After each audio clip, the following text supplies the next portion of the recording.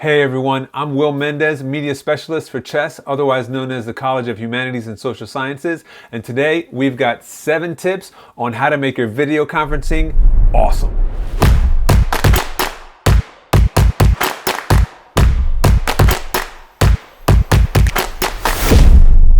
Okay, the first thing you're going to want to do is make sure that you have the best video settings. So on your computer, on your phone, there's somewhere in your settings, in general settings, under phone, under camera, you're going to find video settings for that feature of your phone or your computer. And so you're going to want to do a shoot at 1920 by 1080 or 1080p. They're basically the same thing. And then as far as the frame rate, you're going to want FPS, frames per second, either at 24 or at 30.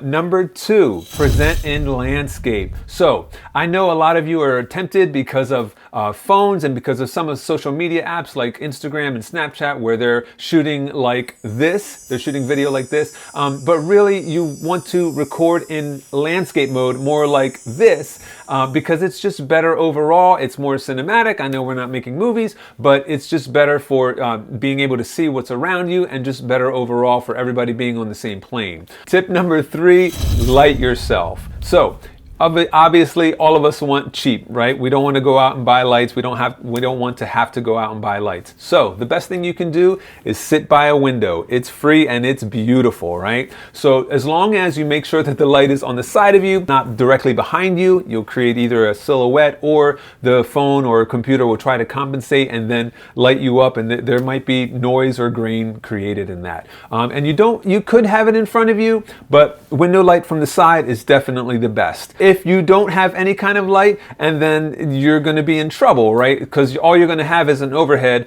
like this where you got top-down lighting. It's not flattering at all. Even if you put a lamp on the desk beside you, it's going to give you light, but it's most likely going to be shooting upward, which can give you kind of a Halloween kind of lookish. So that's not what we want either. So we'd rather do lighting like this, where you've got this side light, as I mentioned, and sometimes if you want, I've got a little reflector on my right side here, just bouncing the light off from that side, blending in the shadows that would be created on my right here.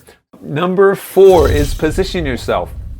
So 2 things. Yes, of course, you want to be centered, right, between left and right. But another thing that amateurs do is they'll put your head dead center, kind of like this, and that is a telltale sign of an amateur videographer or even a photographer. What you want to be is your head, you want to be in the top 2/3 of the frame. If you watch the news, if you watch anything online from any kind of professional, you'll see that their heads are in the top 2/3 of the frame. Number 5 is you want to make good eye contact, right? And how do we do that? We look into the camera, and yes, that's difficult.